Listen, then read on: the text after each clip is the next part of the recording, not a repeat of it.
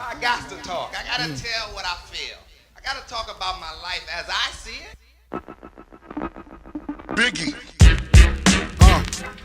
Uh-huh.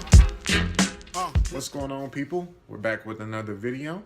So this is part 2 to that working remotely series that I'm doing. This is going to be the top 5 things that I don't like about working remotely per se.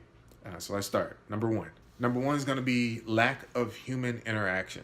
So I had mentioned this before on a couple of other videos where you work remotely and, I wake up, I walk 10 feet in my office, I work all day, and I get out for work and, I'm done. I spend time with the family and the kids and go to bed, and you get up and you do it all over again the next day, over and over and over and over and over. And you don't have that interaction with the other people in the office. So, you do over Slack or over, Google Hangouts or whatever you use to stay connected in that sense, but not that day-to-day water cooler talk, as they say it. So, but like I said, I use meetups for that. I go out to meetups to fill that void, of not having that human interaction with other software developers. So, and having a life, you can always have a life outside of work and development as well. So I don't have a ton of friends, a lot of people that, I would consider friends. Most of my friends, oh, well, I take that back. I have many friends. I don't have a lot of friends here locally in Las Vegas. A lot of my friends I consider were from my military days, and they're still dispersed. We're all over the place. I don't have any of those guys here in Vegas with me. A couple of my buddies are over in Japan. Two of my what I consider my closest Air Force buddies are over in Japan right now. One lives there, married a Japanese girl, lives there. The other one's been working there for many years now. Probably going to be there for a long time. He loves it.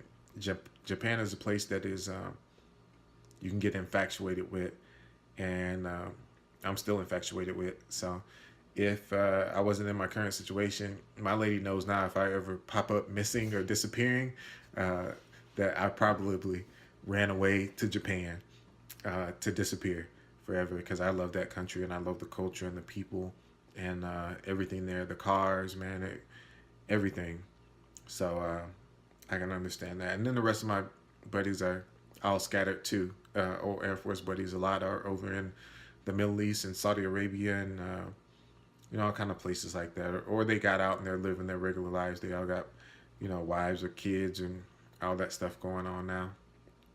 So yeah, here locally, I don't have a ton of friends that I go hang out with. I don't have a group of boys, that I watch the games with or anything like that. I'm kind of a loner. I stick to myself, just me and my fam. A lot of my lady's friends kind of become my de facto friends. We go hang out with a lot of her friends. A lot of the time she's in the salon industry, so a lot of her girlfriends are from that, beauty industry. And, they go places and they drag their boyfriends or husbands along, and we all kind of get together and it's good to see each other. We just went to a pool party at one of her friends' house yesterday, and you get to see all the husbands and the boyfriends. And so we chop it up and stuff like that, but I wouldn't say any of them are my close friends or anything like that. But they're definitely, good acquaintances and stuff when I see them out over and over, which is, it's cool. I don't know, that I really like interacting with the people on this channel, for one as well, to, that fills that void of not having human interaction. So I love it when people comment on the videos. Comment, please do. You'll notice that when you comment on the video, I usually answer you very quickly, because I'm usually sitting here at my desk working on something, or even when I'm not working on something, I just like to hang out in here. This is my little man cave, so I'll be watching Netflix or something like that and just chilling up here by myself. So yeah, that's number 1. Number 2. So number 2 is going to be staying plugged in with the community. Kind of similar to number 1, but a little different in that it ties in such you don't get that water cooler talk, right? And at the same time, you can get, just caught up doing your work and your job. Whereas when you're in the office, right, there's always somebody that's tinkering around with some type of side project or something like that, and they bring up that topic in the office. So it will enlighten you to other techniques or technologies or all kinds of stuff that's out there that you might not be aware of. So when you remove that aspect, now it's all up to you to go be proactive and do the digging, to go stay connected with what's going on in the development community for your particular niche or segment of the software development world that you're working in. Um, Meetups again fill that void for me. I go to the meetups, it keeps me plugged into the community, and that's why I go to meetups even if I don't understand what the topic is going to be. I go and I get introduced to those new topics by going to the meetups. So it can be a detriment, but at the same time, as long as you're aware of it and you are proactive in staying connected with the community, shouldn't be too big of a deal. Subscribe to some good blogs on medium.com. I subscribe to a lot of good technology bloggers to stay plugged into what's going on in the world, especially around the Angular world, because that's how I make my money and feed my family. So I need to be, really up to date on that stuff. So yeah, just be aware. Number 3, communication with your teammates. So if you landed at a company that does remote well and they have a large percentage of their workforce remote, this probably won't be an issue. I've experienced kind of both extremes. The company in Denver I worked with, I was the only remote person. Well, there was 2 of us that were remote, but I was the only like day-to-day developer that was remote. And it can be tough because there's conversation when everybody else is in the office and you're the only remote. There's conversations that happen in the office that you're just not privy to. People don't think, oh, we should probably dial Brian in and have him on this conversation. And so things would happen and there'd be, even changes made that I wouldn't know about, man. And they just forget about me. So I kind of constantly had to like raise my hand. Hey, I'm here. Don't forget about me over here, and the in contrast to that, the place I'm with now out of Virginia, all of the developers on the team are remote. So the communication is usually pretty good. We stay logged into Slack. A lot of conversations go down in Slack out in the open. So a lot of people, everybody can see those conversations and the decisions that are being made, et cetera, et cetera. We use, Google Hangouts to do calls. We'll use Slack calls as well if we just need audio on the call. We use Screen Hero to be able to share desktops and mice and keyboards and all of that stuff. So that stuff all works out really well, but it's because the culture of the company is a remote culture. So that can be a struggle depending on what type of remote company that you land in. So this is all company based. Keep in mind, working for a company. Things can be different if you're freelance and work remotely, because then you're really communicating with your clients. So that can be a little different because usually the client isn't set up to work remotely. You really have to be the driver of that initiative and how your client should contact you and how you are going to be contacting your clients if you are freelance and working remotely doing that. So that can definitely be a difference. Let's move on. Number 4. So number 4 is going to be getting stuck in a rut slash not leaving the house slash I've even heard of some developers working remotely not changing clothes for days at a time. When you work remote, you get out of bed, you come in here, you go to work, you get off, you're done. There has literally been a solid week that I didn't even leave the house.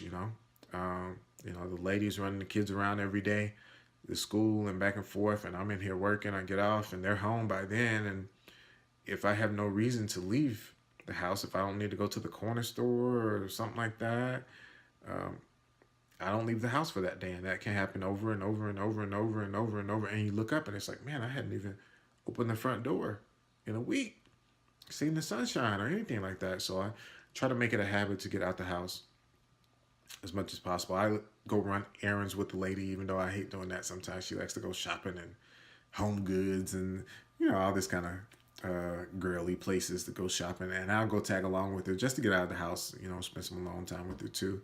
Well, I'll walk to the around the corner to the mailbox. You know, we stay in one of these gated communities has communal mailboxes, so I walk down there to the mailbox and get the mail just to get out the house, or I go to the corner store even though I really don't need nothing, just to get out, start the car up. My car gets very little miles on it now because I work from home, and you know, if we're going anywhere with the family, we're in the wife's car, because she's got all the car seats and stuff in there for the kids. So a lot of times my car will be parked out there and not move for days and days or even weeks sometimes. Um, so you gotta fight that urge. I've heard of remote developers that get up every day and they will get up, shower, all that stuff, get dressed and all that, like they're going to the office just to come to their remote office, because some people need that to get out of a funk or a rut. If you sit in this office and you do this back and forth every day, just going back and forth between the bed and here working, you can actually start suffering from depression. You can get depressed, not having human interaction like that, and you know, being stuck in this world of not getting out. So you know, I've definitely started to get the feelings of that sometimes, of like, I got to get out of here, man. I just don't want to sit in this office behind this desk anymore, you know. Which will partly come from something else I'm going to name in just a moment, and why I kind of feel that way. But you have to be careful of that. You got to get up from behind the desk and go somewhere. If you do, like I said, in the top 5 things I like, freedom of location. If you get up and you go to the coffee shop for the day, even half the day, go spend the morning at the coffee shop and work remotely from there, and then come back home for the second half of the day or something like that, just to switch it up and keep yourself out of a funk, from being in the same location and not having human interaction for long stretches of time. So you don't want that to happen. All right, let's move on. Number 5. All right, you can find yourself working long hours. I will definitely say that I work more working remotely than I do when I work in the office, because the office, you know, you kind of get in, you work 8 to 5 or 9 to 5 or whatever it is. Your situation might be 6 to 2, whatever, and then you kind of go home. Yeah, there are people that can work you know, after hours, even from home. If you got a VPN, you can VPN in and do work and stuff like that. But a lot of times that doesn't happen. You know, there's a clear delineation between work and off of work and family time. You know, when you work remotely from home, a lot of times you can spend a lot more time at your desk, you know, writing code and working, because you haven't left the house or got up and put those work clothes on and hit the door, and you know, came home from the office and, you know, everything shuts off. So you really have to be cognizant of that, especially with your family, to cut that work time off at some point in time, you know, or at least communicate. If you got to do a long day or something like that, communicate that with your family or your partner or whatever it may be, but don't make it a habit. I've ran into times where I get up and I'm working at 7 in the morning, 8 in the morning, and I'm going to like 9 o'clock at night or something like that, you know, just working on a problem. You get really involved in it, and you know, missing meals, all kinds of stuff when you work remotely, because you get caught up in your work. So you got to be cognizant of that and really have some set hours or delineation or something in there to you know, not end up making your life become work and revolving around work. So that's a big one. I got a bonus one for you too. A bonus bad thing about, well, negative thing, I guess, about working remotely is, you know, you really have to be good at being self-sufficient. When you're in the office and you come up on a problem, it's very easy to tap your fellow coworker on the shoulder and be like, hey man, you know, I ran into this problem. You ever seen it before?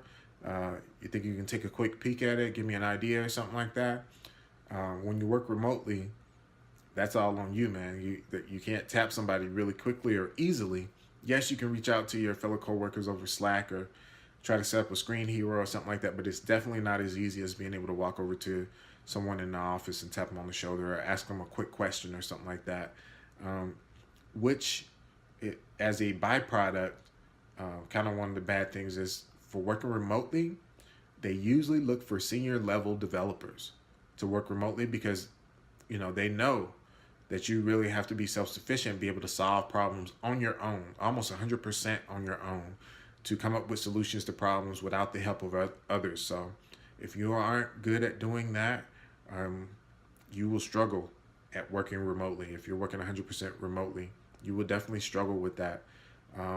I found it very difficult to find remote jobs when I was super junior developer, in that first year and a half even.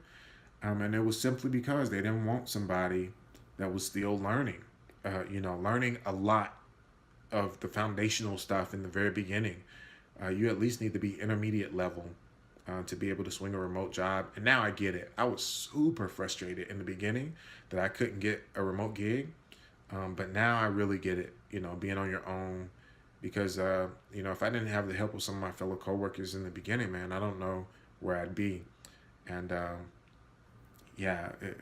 being out there working remote, having to figure it all out on your own can be rough if you're somebody who's junior. So, kind of the caveat to that, or I guess the byproduct of that, is if you're just starting out and you're trying to get a remote gig, from a legit company, it's going to be tough going, man. Because I tried to do it, and even I didn't have success there. A lot of companies that do remote work don't look for junior devs to bring onto the team, because they know a junior dev really needs to work in an environment where they have some senior devs readily available to help them out at any given time. And when you're working remotely, it's just hard to do that reach out and schedule and coordinate time away for a senior dev to be able to reach out and help you. It's a lot easier to do in the office environment. So don't get discouraged. So I kept putting in, resume for remote, and I ended up getting something. Once you get that first remote, it's another thing like kind of getting your first programming job. Once you get that first remote gig, it's like somebody put the validation stamp on you and said, okay, this guy can work remotely. And it's easier to get the next remote gig and the next one and the next one and the next one, because they see you have experience with working remote and you've been successful at it. So that's it, man. That's 5 with the bonus kind of negative things. I can't really think of anything else negative about working remotely. I really had to think hard to get 5 with a bonus, I guess. Things that kind of sucked about working remote, but just keeping yourself plugged in. Don't sit in your office all the time and get in a funk or anything like that, and I think you'll be good to go. So let me know what you think would be bad things about working remotely. I love working remotely. Like I said, I probably can't go back to working in an office and doing the commute and all of that stuff, and not having the freedom of time or the freedom of location or anything like that. We just went out to the grandparents' house in Southern California last weekend and spent time out there so the kids could see, grandma could see the kids, and vice versa. And we stayed over. We went out on Friday after work, stayed Saturday, Sunday, and stayed Monday as well. And Monday during the day, I just worked remotely from grandma's house. When I got off of work that day, then we made the 4-hour drive back to Vegas. We was back home in Vegas 10 o'clock at night or something like that. And, go to bed, wake up, and working here from home on Tuesday. So that type of flexibility, you can't beat that, man. I'm probably going to take a week during this summer coming up to go back down south to Mississippi to see my mom, who I haven't seen in 4 years or 5 years, and see my oldest daughter from my ex-wife that I haven't seen in 4 or 5 years too. And, I'm going to work remotely while I'm there. So the job isn't going to even know anything. They don't need to know anything. I'm available for work. I'm working. I'm producing. And that's all they care about. They don't care where I'm doing that from, as long as I'm able to produce the work. So I can't give up that flexibility, man. That's tough. But I'm going to stop rambling. We just hit 20 minutes recording. I'm going to edit this down. And I'll talk to y'all later, man. Peace.